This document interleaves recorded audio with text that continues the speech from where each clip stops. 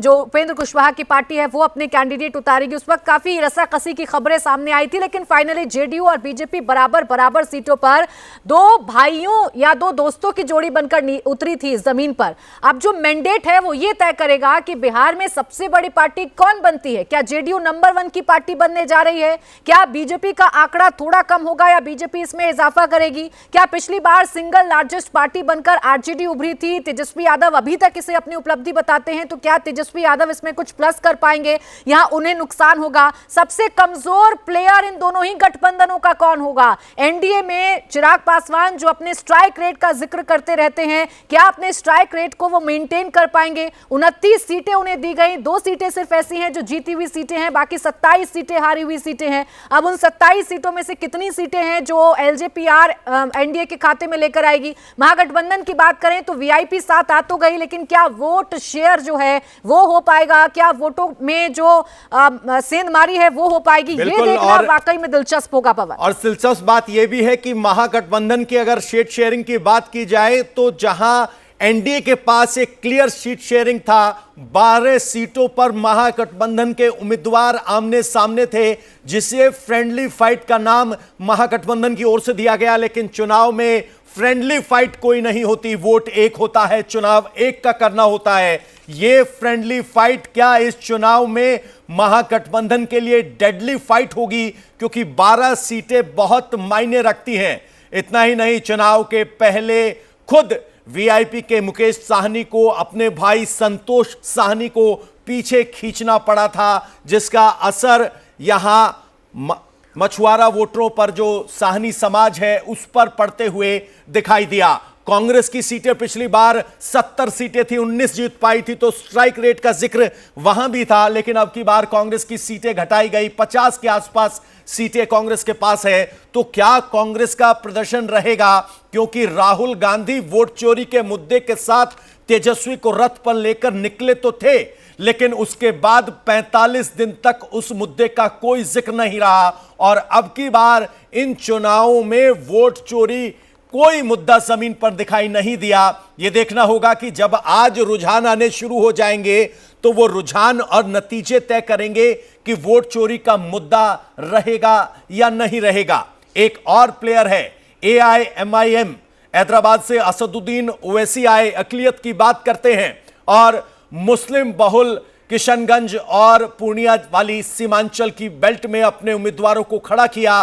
लगातार उनकी तरफ से महागठबंधन को अनुरोध किया जाता रहा कि आप हमें शामिल कर लीजिए, लेकिन यहां तेजस्वी का एक बयान बहुत वायरल हुआ था, जिसमें असदुद्दीन ओवैसी पर एक्सट्रीमिस्ट होने का आरोप तेजस्वी की तरफ से लगाया गया था।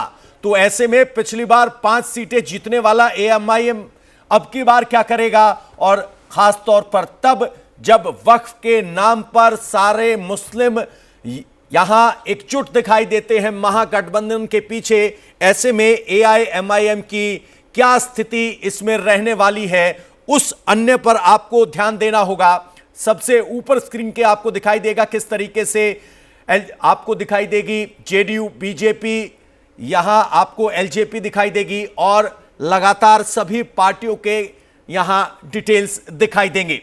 तो कुल मिलाकर सबकी धड़कनें बढ़ी हुई हैं और कहा जाता है यही रात अंतिम, यही रात भारी। तो आज उस रात की सुबह होने वाली है। कुछ देर बाद जब काउंटिंग शुरू होगी तो हमारे साथ हमारे सहयोगी सीधे काउंटिंग सेंटर से जुड़ेंगे, एक्सपर्ट्स हमारे साथ होंगे, डेटा हमारे साथ होगा और आपके सामने होगी बिहार चुनाव नतीजों की एग्जैक्ट और क्लियर पिक्चर।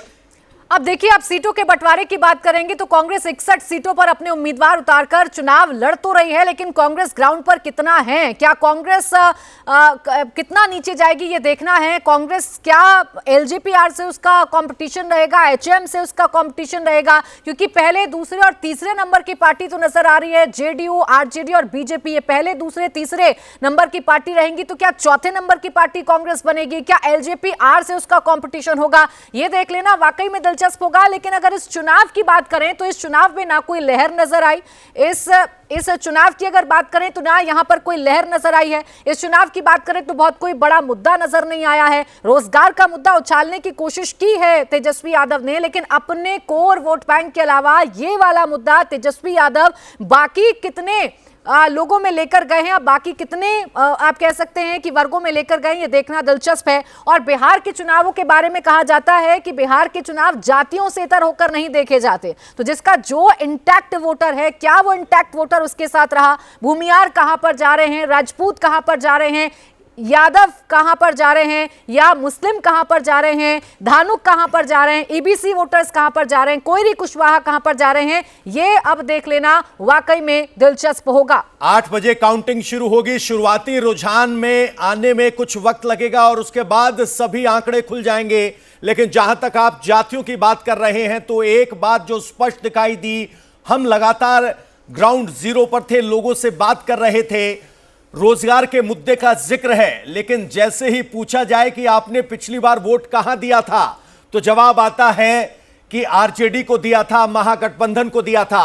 और जैसे ही पूछा जाता है कि आप अब की बार कहां दे रहे हैं, तो आरजेडी में दे रहे हैं।